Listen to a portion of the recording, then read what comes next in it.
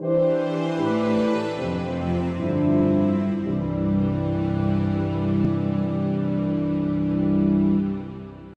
time we looked at Genesis chapter 1 and 2, and we dipped our toes into Exodus a little bit. Today, we're going to look at Exodus more and Deuteronomy and look at God's oneness and what he says about himself. Of course, the people of Israel worshipped other gods in Egypt. You remember that, right?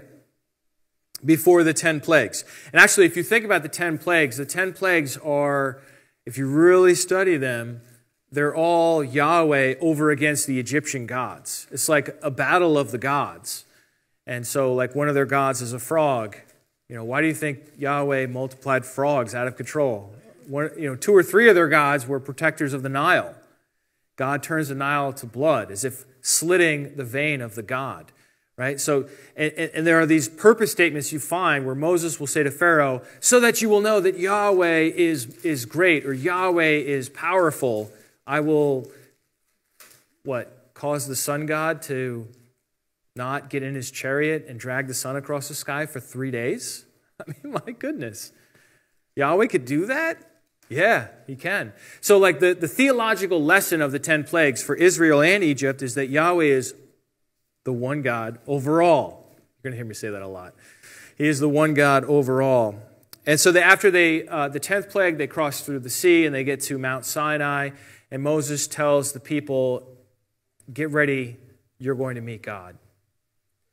In 3 days, you're going to meet God. And so you need to abstain from sexual contact. You need to wash all your clothes. You need to prepare yourselves. You're going to meet God. And then on the 3rd day, there was lightning and thunder and a thick cloud on the mountain and a very loud trumpet blast. And then God himself came down in a fire on top of Mount Sinai. Must have been epic to watch. And so the mountain was covered in smoke. It says it was like the smoke of a great kiln that was just burning up to the sky. And the mountain shook. And the people trembled. And then out of the midst of that, God spoke 10 commandments. This is what he said. And God spoke all these words, saying, I am Yahweh your God. Now this is what I'm going to do going forward. This is the English Standard Version, the ESV.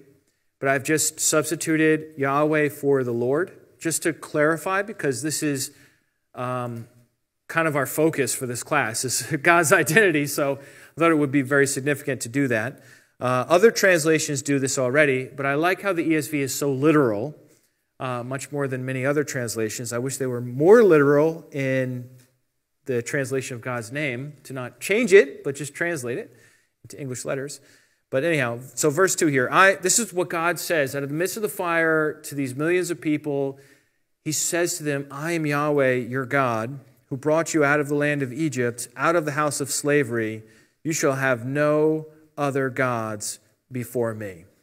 You shall not make for yourself a carved image or any likeness of anything that is in the heaven above, or that is in the earth beneath, or that is in the water under the earth. You shall not bow down to them or serve them, for I, Yahweh your God, am a jealous God, visiting the iniquity of the fathers on the children to the 3rd and 4th generations of those who hate me, but showing steadfast love to thousands of those who love me and keep my commandments.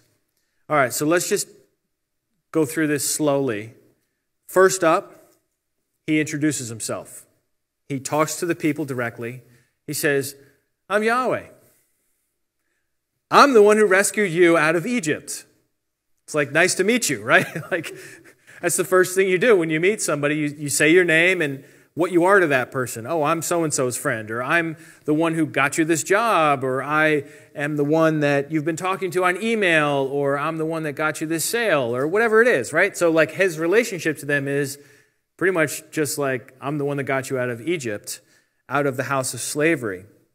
So that's the first thing. And then we see in verse 3 there, you shall have no other gods before me. So like, other than saying his name, that's the first thing he says to him. It's like, I'm Yahweh your God, and don't you have any other gods before me. It's really something. It's telling what somebody's first words to you are when you meet them. And in this case, God's first words are, I got to be supreme. One God over all.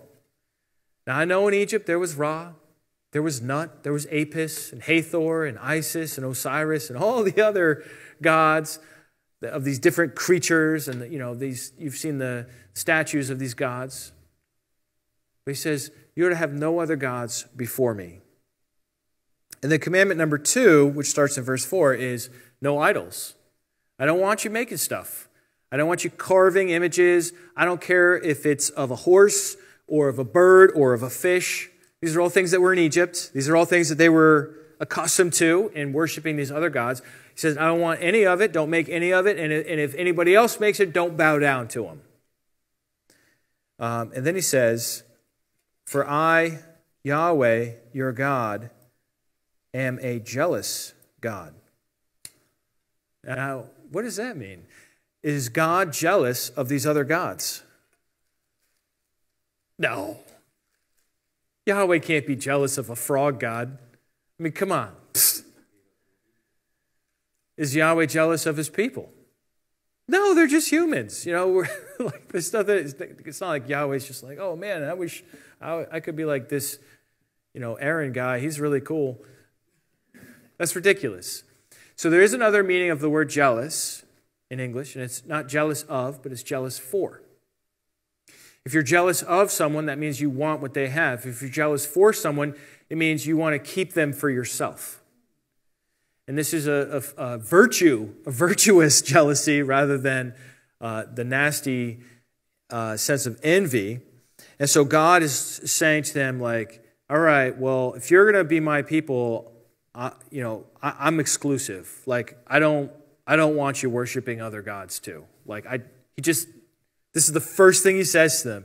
He's going to talk about carrying his name and keeping the Sabbath and not killing people and stealing and all that. He'll get to all that. But like, first up, don't cheat on me. It's like a covenant. It's like marriage, right? Like, don't we kind of say something similar in marriage, that we'll be faithful and so on till death do us part? So it is with God. Now, once again, notice the pronouns that God uses of himself. I, me, and my. Once again, they're all singular pronouns. What's the impression? There's this one amazing God whose name is Yahweh, and he is over all the other gods, all the other people, all of creation. And what was Israel's response? Verse 18, now when all the people saw the thunder and the flashes of lightning and the sound of the trumpet and the mountain smoking, the people were afraid and trembled, and they stood far off. Well, so would I. And they said to Moses, you speak to us and we will listen, but do not let God speak to us, lest we die.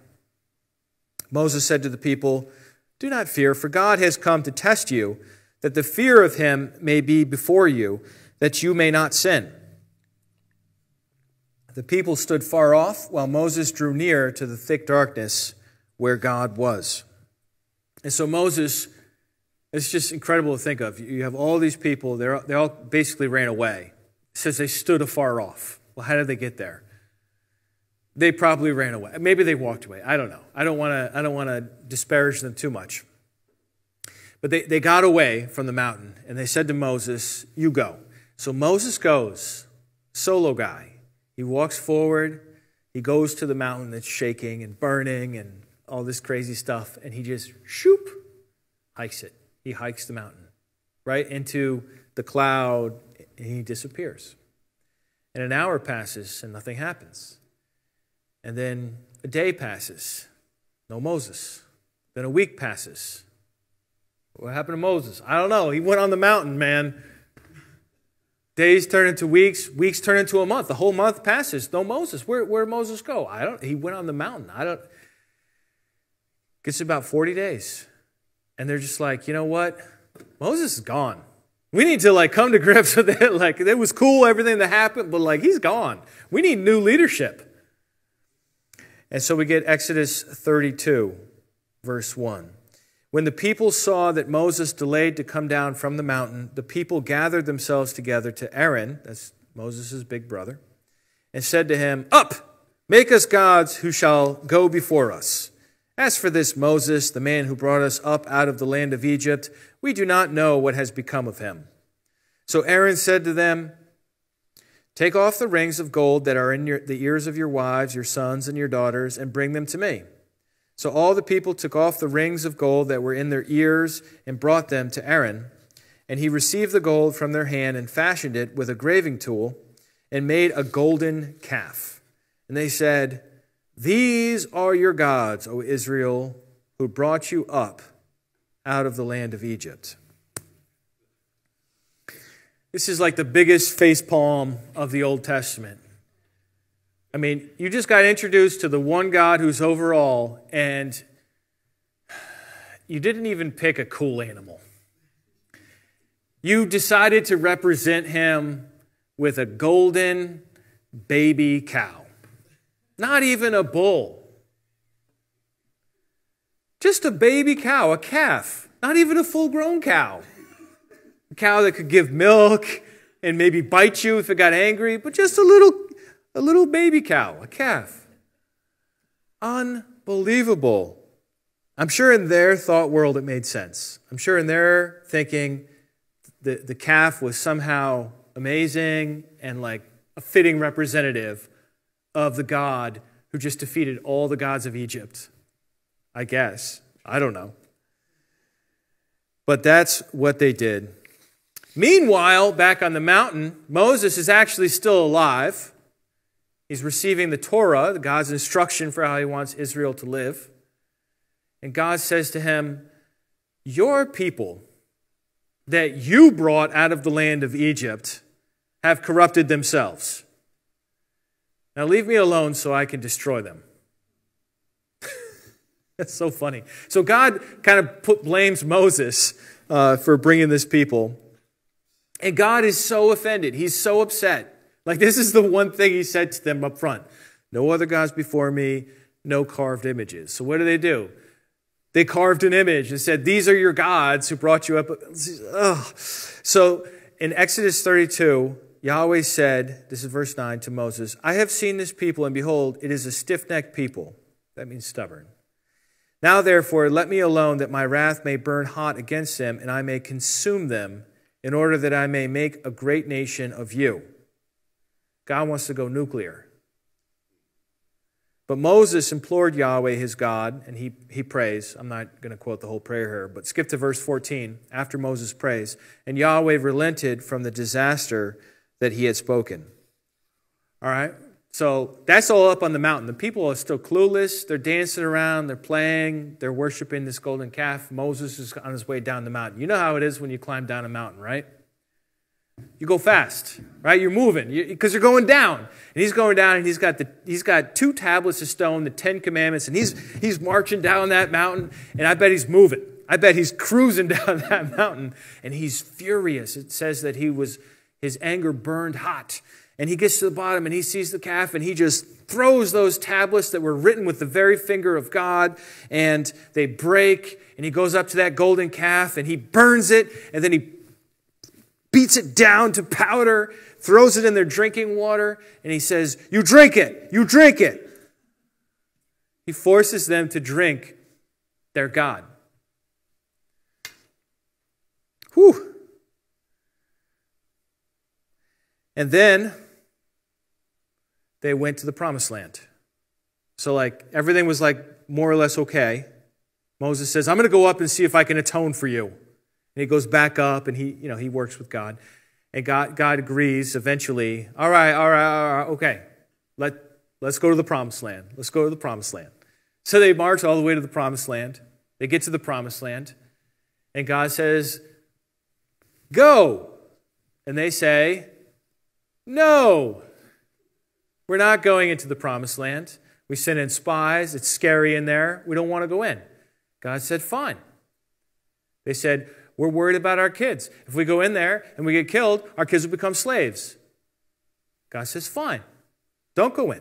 40 years, you wander around until you all die. And then your kids, you thought you would be slaves. I'll bring them into the promised land. And then we get to Deuteronomy. Deuteronomy is written in the last month of the 40th year. after they had, all the older ones had died off, and now those kids are now grown-ups. And he's reminding them, and he's saying to them, let me tell you what it was like when your parents and me, we met God. When he came down on the mountain. And he goes through the whole thing in meticulous detail. And he says in Deuteronomy 4:35, to you it was shown that you might know that Yahweh is God. There is no other besides him. Out of heaven he let you hear his voice that he might discipline you. And on earth he let you see his great fire. And you heard his words out of the midst of the fire. Verse 39, know therefore today and lay it to your heart, and this is now 40 years later, that Yahweh is God in heaven above, and on earth there is no other. So this is pretty clear, right? Yahweh is God, there is no other besides him. Yahweh is God in heaven above, and on earth beneath there is no other. But we still have a problem. We still have a problem. Let's say Moses convinces generation 2. So generation 1 is lost. They died, they're gone. I don't want to say they're all lost, but overall it didn't turn out well, okay? Generation 2, they saw the mistakes of their parents. They're like, we're not doing the wilderness thing anymore. We grew up in the wilderness. We're going to the promised land. Like, they're ready to go. But then there's still the question. All right, generation 2, that's great. Let's say you're faithful. Let's say you don't build a golden calf. Let's say you don't, face plant the moment you enter the land. What about generation 3? What about number 4? What about number 5? What about 17? What about generation 257? Right? How are we going to deal with all these other generations if there's this tendency within humanity to craft these idols and worship them instead of the true God? How do we deal with that? That's the Shema. The Shema is the answer to that question. How do you guarantee the next generation knows who the one true God is? The Shema. I'll explain in just a moment here. Deuteronomy 6:4-9 is the Shema. The word Shema just means listen up or hear. And we read Deuteronomy 6:4, it says, Hear, O Israel, Yahweh our God, Yahweh is one. You shall love Yahweh your God with all your heart, with all your soul, with all your might. These words that I command you today shall be on your heart. You shall teach them diligently to your children, and shall talk of them when you sit in your house, when you walk by the way, and when you lie down, when you rise. You shall bind them as a sign on your hand, and they shall be as frontlets between your eyes. You shall write them on the doorposts of your house and on your gates. There's so much here. There's so much here we just read. Let's slow it down and take it piece by piece. The first piece is Shema Yisrael, Yahweh Eloheinu, Yahweh Echad. Hear, O Israel, Yahweh is our God, Yahweh is one. That's the first piece. It's clear, right? Yahweh is the name. He identifies our God as Yahweh, and Yahweh is one. Now, when Jewish people, even to this day, write this, they write one letter of the first word big and one letter of the last word big. Okay, so ayin and a dalet. Basically the ah of Shema and the d of Echad, the word one. So you see that? The ayin and the dalet are big. That's not a typo. That's very deliberate. When it comes to Hebrew scrolls, everything's deliberate. Every little smudge means something. These two letters, it's like an A and a D sound, are pronounced aid, and it is a word that means a witness or a testimony. So in Jewish tradition, these are larger to remind the people that this scripture, this Deuteronomy 6:4, Hear, O Israel, Yahweh our God, Yahweh is one, is a witness to God's oneness. It's a testimony. Don't mess with it. It's a testimony. It's a witness. You can't, no adjusting this. This is literally in stone. Do not mess with it. And then we get to the next verse, verse 5, which the Jewish people call the Ve'ahavta. Ve'ahavta et Yahweh Elohecha b'chol levavcha uv'chol nefshacha uv'chol meodecha, which translates, and you will love Yahweh your God with all your heart, with all your soul, with all your might. Jesus added one more onto that, but we're not talking about Jesus just yet. Okay? So we're just going to stick with the original. Heart, soul, and might. And this reminds me of the story of Akiva. Rabbi Akiva. He's a Jewish rabbi centuries and centuries ago. One day he was in a cave and he saw water dripping. And when he looked down where the water was dripping, it had carved out a hole in the rock that it was dripping onto. And a rock is so hard to think that water could carve stone. It's unbelievable, right? And he thought to himself, well, man, if water could drip and fall on this rock and make an impression and change the rock, then my old stubborn heart can learn the Torah. And he started studying the Torah and became a rabbi. I don't know if the story is true or not. It doesn't matter. But the point is, that's his mindset. And so he became an avid student of Scripture. And this was during the years of the Roman Empire, after the teaching of the Torah was outlawed in the land around Jerusalem. And they captured him.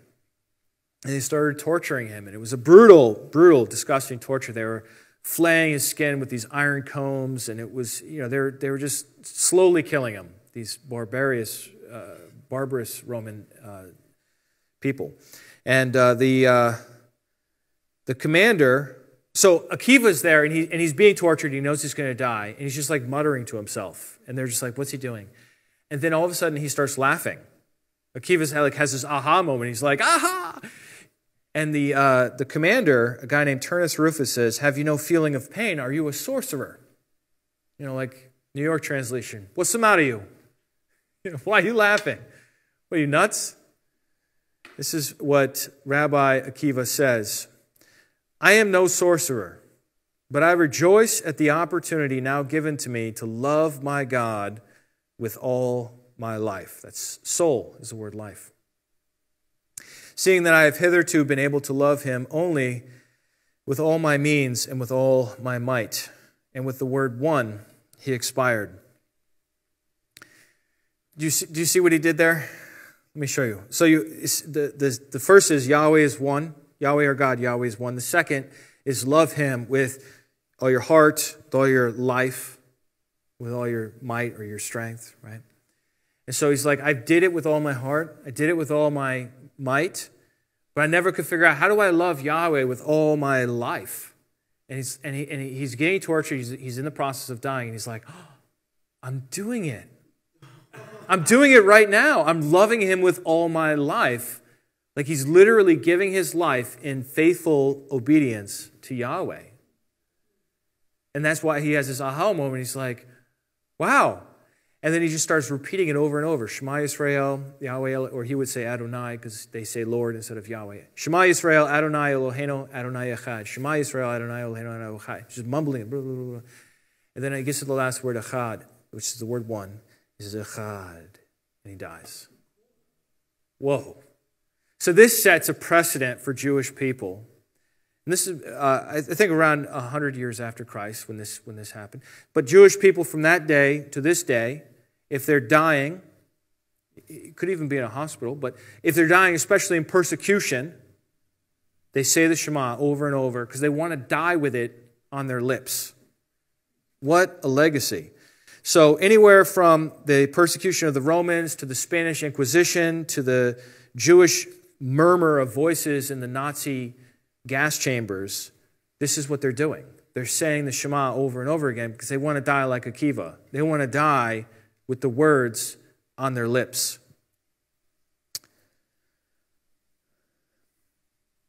In about 10, 15 years ago, there was a bombing at a Sparrow pizza shop in Jerusalem.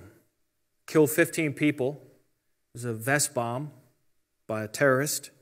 5 members of those who were killed were from a Dutch family, and one was a 4-year-old boy. Avraham was his name. We call Abraham. He was lying on the ground, burned, bleeding, dying, and his father was with him. And his father was okay, and he said to his father, Abba, save me. And his father reached down and held his hand, and they said the Shema. And then he died. Because that's what you do. So this is not a cold belief for the Jewish people, whether we're talking about in Moses' day or we're talking about in our day. This is a warm, this is at the core, this is the heart. This is the part like you can't take away, you could torture them. You're not going to mess with the Shema. It's too deep. It says in verse 6, and these words that I command you, we have just worked on 4 and 5, but in verse 6 it says, and these words that I command you today shall be on your heart. You shall teach them diligently to your children. You shall talk of them when you sit in your house. Look at these verbs. Look at these verbs. You sit, when you walk, when you lie down, and when you rise. That just about covers it. What else are you going to do? Right? You get up, you sit down, you walk, you're on the way somewhere. Whatever you're doing, you're supposed to be talking about these words to your children. You're supposed to be constantly saying these words to your children. This is the solution to the generational problem, is that you instill in one generation, this generation 2, instill in generation 2 this intense desire to repeatedly say these words, these commandments. There's a place in the Talmud that talks about the destruction of Jerusalem. They say one of the reasons why Jerusalem was destroyed by the Romans was because people didn't recite the morning and the evening Shema faithfully. That's something they do to this day. Jewish people, every morning, they say the Shema. Every night, they say the Shema. Like these, they are under the law, right? I understand, like, we have a different view of the covenants and we believe in Jesus and all this other stuff. They don't have any of that. So they're, like, this is what they do. And they don't take it as an allegory or a metaphor. It says to do this when you sit down. So when they sit down, they do it. The faithful ones, at least. Or when you rise and when you lie down especially. There's a story about a rabbi named Eliezer Silver. This is from Rabbi Shraga Simmons in the Dan Family Aish World Center website. In 1945, Rabbi Eliezer Silver was sent to Europe to help reclaim Jewish children who had been hidden during the Holocaust with non-Jewish families. How was he able to discover the Jewish children? He would go to gatherings of children and loudly proclaim, Shema Yisrael, Hear, O Israel, the Lord our God, the Lord is one. Then he would look at the faces of the children for those with tears in their eyes. Those children whose distant memory of being Jewish was their mothers putting them to bed each night and saying the Shema with them. That's how he could figure out who the Jewish children were. What a legacy. It's just incredible. How many centuries later is 1945 from the time of Moses and Deuteronomy, and yet they're still doing it? I don't know. I'm very impressed. So the Shema is not a silent, cold belief. It's a hot belief. You hold it in your heart. It's on your lips. You say it when you sit, when you walk, when you lie down, when you rise up. And then in verse 8 it says, you shall bind them, these words, as a sign on your hand, or your arm, your hand, very similar words in Hebrew. And they shall be as frontlets between your eyes. Well, this is referring to the tefillin, which are these 2 black leather boxes containing scrolls or parchment. I don't know if you can make this out on the screen here, but you can see the ayin and the dalet are big still, as a witness against the first line that you don't mess with it. And these are worn daily during weekday morning prayers. One box is worn on the forehead, and the other is on the left arm. Now, I visited what they call the Wailing Wall, or the West Wall in Jerusalem, and this was just a couple of years ago. You can see, to this day, they're putting, and inside the box is the scripture which is read. They're literally putting the scripture on their head. They're literally putting it on their arm. And And that's their practice to this day, as they downe. They're praying, they're doing their prayers as faithful to Deuteronomy 6:4-9, right up until the present. In fact, we have the Shema painted in our church, right when you walk in the main door. If you come in the main door, you have to walk under the Shema in our church. It's pretty cool. Uncle Jimmy painted that. All right, so let's review. Oh, before we review, I forgot one more thing. Then it said to write it on the gate. Look at this, verse 9. You shall write them on the doorpost of your house and on your gates. That's the mezuzah.